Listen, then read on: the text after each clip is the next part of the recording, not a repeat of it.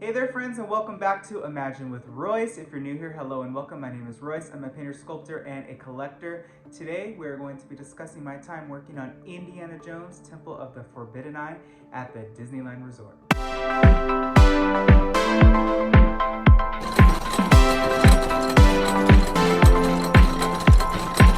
Alright, so to begin, this attraction I only walked through 2 times being an audio-animatronic artist. However, this is one of those few attractions that I actually worked as an archaeologist back in the day when I worked in attractions. And you know, walking through this ride, it is very fun.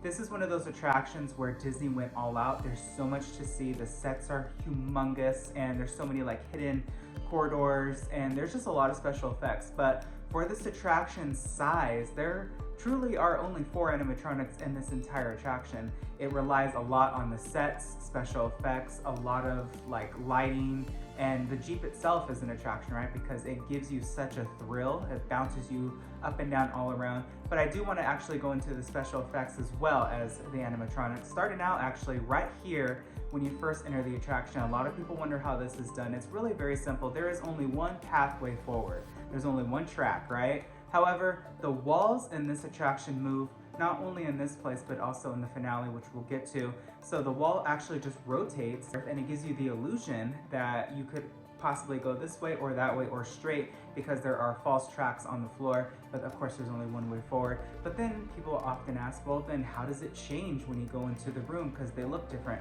Well, there are scrims that light up to portray different sets. So like I think there's one that's like a beautiful gold and then there's one that's like with stars. So each one illuminates to kind of coincide with that door that you entered. So it's a really neat effect. Of course, there's only one Mara.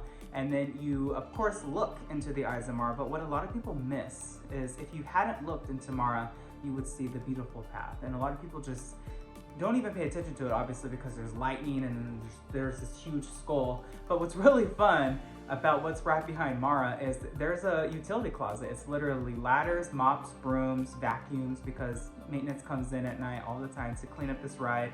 So if you ever didn't look into the eyes of Mara, that's where you would go. But then of course you did look in and you are heading into this humongous scene, right? And then you get your first look at our Indiana Jones animatronic.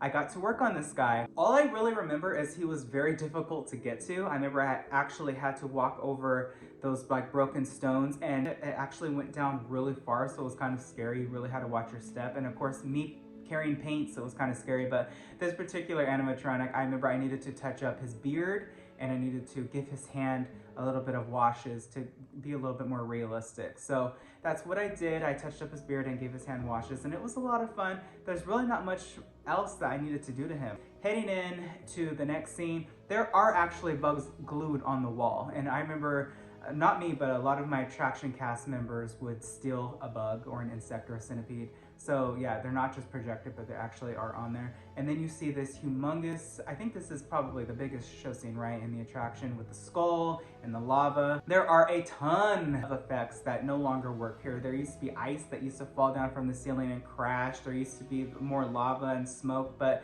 everything's been toned down or it's just been broken, unfortunately.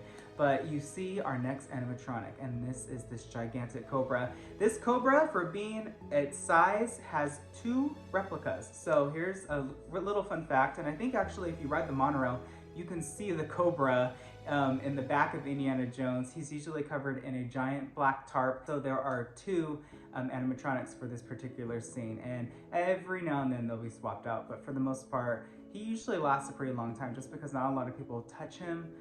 People do, of course, occasionally throw things at him, but majority of people are afraid of this snake, so it works really well. But then you get into that final scene, and a lot of people are like, well, how does this work? The walls, again, are moving. So I've had the honor of actually standing there while the show scene sets are activated, and the walls really give you that illusion. And I remember hearing Tony Baxter talking about when he was in a car wash and he was stationary, but the walls were moving around him. It gave him that illusion that he was moving when he really wasn't. And of course, you can't go backwards on a track, so you can only go forward. So the solution was to make the walls move, which is really cool. You know, walls, and like I said before, anything that moves in an animatronic form is our responsibility, but we never really touched the walls, nor that Indiana Jones that was up there. He was pretty, I remember him coming down for touch-ups, but I never remember him coming actually into the shop. He kind of just stayed up there, mainly because, of course, he doesn't really move his face or his eyes. He kind of just wiggles and shakes, because a lot of people are obviously, yes, they're looking at him, but you're also paying attention to the walls and the humongous ball coming at you. And then it's really actually fun because I actually got to go up there to the ball, and this ball actually is gigantic. It's bigger than like a bus, and it's on this just rotating device that just pulls forward, and it just constantly is spinning, but it works so well, and I love these practical effects.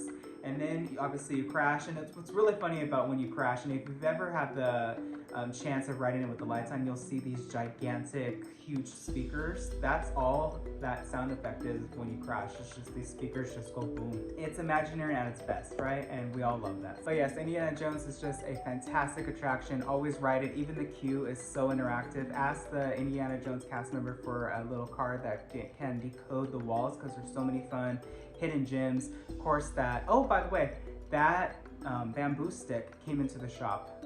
It moves. So like I said, the most random things always we get into the shop. But that's all the time I have for today, friends. If you like this episode, please hit subscribe, ring that bell icon. That way you're notified whenever I upload a new episode. I wish you all a wonderful day. Be nice to one another, and always remember, dreamers, not only to follow your dreams, but to chase them. Later.